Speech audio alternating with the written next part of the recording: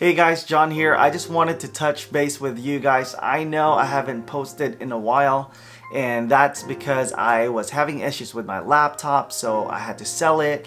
And in the middle of trying to look for a laptop, my wife and I went on our anniversary trip. Anyway, in that trip, I tried this app called LumaFusion to edit videos on my iPad, and that seemed to work out well. I'll put the links in the description below in case you guys want to check out my wife and I's YouTube channel. Anyway, originally I had a plan laid out for December, but unfortunately because of this issue that I encountered, I had to adjust. I have about 3 content coming up. I want you guys to pitch in and share your ideas with me. The first video that I'm creating is about the new laptop that I'm getting. It's the 16-inch MacBook Pro. I know there's a lot of you guys who will give me a hard time for picking a MacBook over a Windows laptop, but I wanted to see and try for myself and see if MacBooks are actually good for architecture. I have an iPhone, I have an iPad Pro, and I just thought it makes sense for me to switch back to having a MacBook. Also, it just fits my workflow. I usually primarily use Photoshop,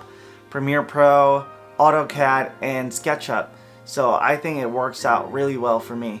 Second video that I'm creating, I didn't forget you guys, I am going to create my updated workflow for the iPad Pro. In my last video, I asked you guys if you wanted me to create a video wherein I talk about my new workflow, because ever since getting the 3rd gen iPad Pro, I have really been using it and integrating it into my workflow.